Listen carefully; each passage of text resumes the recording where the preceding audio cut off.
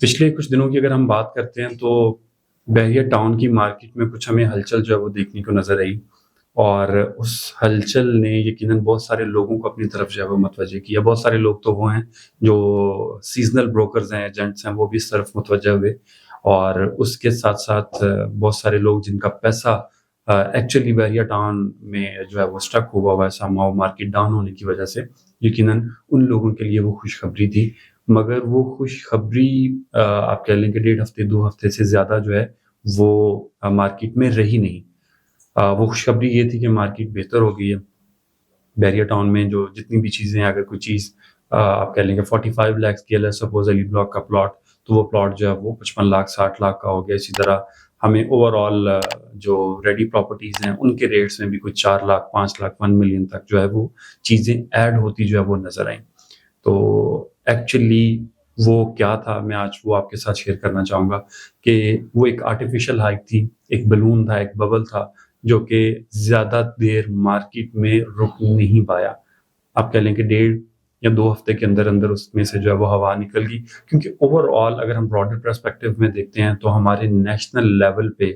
کوئی بھی ایسی ایک سنگل پازیٹیو چیز نہیں ہوئی تھی جس کی وجہ سے یہ مارکیٹ بہتر ہوتی، یا صرف بحریہ ٹاؤن کی مارکیٹ بہتر ہوتی، باقی پورا پاکستان اسٹل آپ کہہ لیں کہ سلیپنگ موڈ میں ہے۔ تو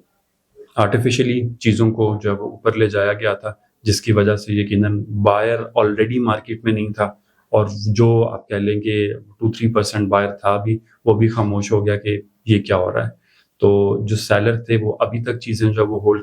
کر کے جو ہے وہ بیٹھے ہوئے ہیں کہ شاید وہ واقعی چیز ایگزسٹ کرتی تھی۔ تو میں آپ کے لیے بتاتا چلوں، صرف ایک کی پوائنٹ میں آپ کے ساتھ شیئر کرنا چاہوں گا کہ ہمارے نیشنل لیول پہ کوئی پازیٹیو چیز نہیں ہوئی، نہ تو کوئی پولیٹیکل چینج ہے، نہ ہی بہت بڑی اکنامک ایکٹیویٹی ہوئی ہے کہ جس کی وجہ سے صرف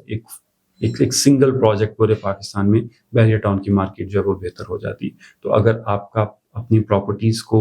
سیل کرنے کا پلان تھا، یہاں سے پیسہ نکال کے کہیں اور انویسٹ کرنے کا پلان تھا جہاں آپ سمجھتے ہیں کہ آپ کے لیے اچھی اپرچونٹی موجود ہے، یا ایون آپ اس پراپرٹی کو بھی اگر ہولڈ کرنا چاہ رہے ہیں، وہ تو آپشن ہمارے پاس ہے ہی ہے۔ مڈ آف آپ کہہ لیں کہ 2025 جو ہم یقیناً دیکھ رہے ہیں اللہ کے کرم سے کہ چیزیں ہمیں بہتر ہوتی ہوئی جو ہے وہ نظر آ رہی ہیں، تب وہ مارکیٹ سائیکل میں یقیناً چیزیں بہتر ہوں گی۔ مگر اس سے پہلے اگر آپ کا اپنی پراپرٹی سیل کرنے کا پلان تھا تو یقیناً میں آپ سے یہ انفارمیشن شیئر کرنے کا مقصد یہ تھا کہ وہ ایک آرٹیفیشل چیز تھی، وہ گزر چکی ہے۔ اگر آپ اپنی پراپرٹی سیل کرنا چاہتے ہیں تو اس کو مزید ہولڈ نہیں کیجیے، کیونکہ وہ چیز آرٹیفیشل تھی۔ Thank you.